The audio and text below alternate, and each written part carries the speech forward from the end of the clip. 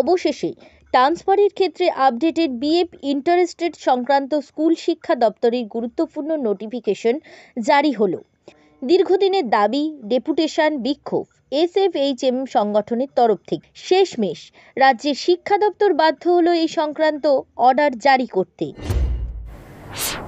আমাদের উচ্চশিক্ষা বিভিন্নভাবে যে সকল শিক্ষক, শিক্ষিকা, শিক্ষাকর্মী, প্রধান শিক্ষক ট্রান্সফারে অন্যত্র গেছেন বা এক জায়গায় চাকরি ছেড়ে আরেক জায়গায় চাকরি নিয়েছেন, স্কুল শিক্ষা দপ্তরের অধীন এক ডিআই থেকে আরেক ডিআই, এক জেলা থেকে আরেক জেলা, সেই সকল ক্ষেত্রে আপডেটেড পিএফ ইন্টারেস্ট বহু জেলার বিদ্যালয় পরিদর্শক দিতেন না।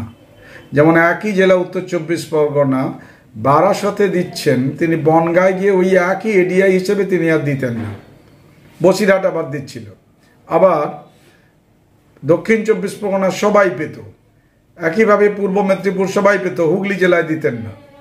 এক জেলা বিদ্যালয় পরিদর্শক দোর্দণ্ড প্রতাপ হুগলির, তিনি নানানভাবে বলেছিলেন কোর্টে যাবেন, আমার বিরুদ্ধে কেস করবেন।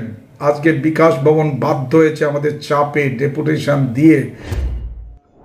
হুগলি জেলার নেতৃত্ব সহ বিভিন্ন জেলার নেতৃত্ব বিষয়টিকে সামনে আনার ক্ষেত্রে লাগাতার যোগাযোগ রেখে চলেছিলেন। তাদের অভিনন্দন এবং কৃতজ্ঞতা জানালেন এসএফএইচএম সংগঠনের রাজ্যের সাধারণ সম্পাদক চন্দন মাইতি। বারবার গিয়ে ধর্ণা দিয়ে সাক্ষাৎ করে আধিকারিকগণের সঙ্গে, বিশেষ করে কমিশনার অফ স্কুল এডুকেশন এবং ডেপুটি সেক্রেটারি অ্যাডমিনিস্ট্রেশন, সবার কাছে, ডেপুটি সেক্রেটারি গ্যান্টিনেড, আমরা বারে বারে দেখা করেছি। আমাদের হুগলি জেলা, তারা সবচেয়ে ওয়ার্স্ট সাফারার ছিলেন, তারাই এগিয়ে এসেছিলেন, হুগলি জেলার প্রধান শিক্ষক, শিক্ষিকা, এবং তার পরিপ্রেক্ষিতে আজকে এরকম একটি অর্ডার হয়েছে যে আপডেটেড পিএফ ইন্টারেস্ট সবাই পাবে।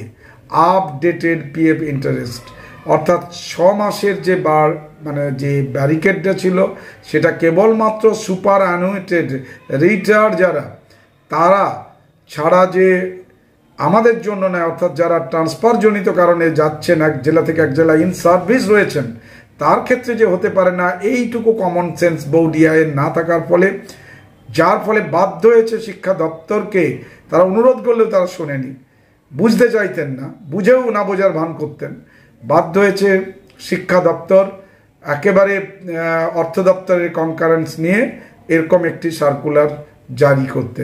আমরা অভিনন্দন জানাই শিক্ষা দপ্তরকে, কৃতজ্ঞতা জানাই সেই সকল মানুষ যারা আমাদের এই আন্দোলনে সামিল হয়েছেন। স্কুল শিক্ষা দপ্তরের গুরুত্বপূর্ণ নোটিফিকেশন জারি করায় খুশি হওয়া শিক্ষক মহলে। ব্যুরো রিপোর্ট, জেলার বার্তা। পাতিবনিয়ার সমুদ্র সৈকতের রিসর্ট বালুচর, থাকা খাওয়ার সুব্যবস্থা রয়েছে, গ্রাম্য পরিবেশ।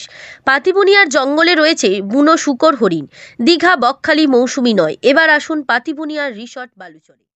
সুর ভবন, দেশি ও বিদেশি বাদ্যযন্ত্রের বিশ্বস্ত প্রতিষ্ঠান। গার্লস স্কুল রোড, রায়ভিলার প্রথম গলি, ডায়মন্ড হারবার।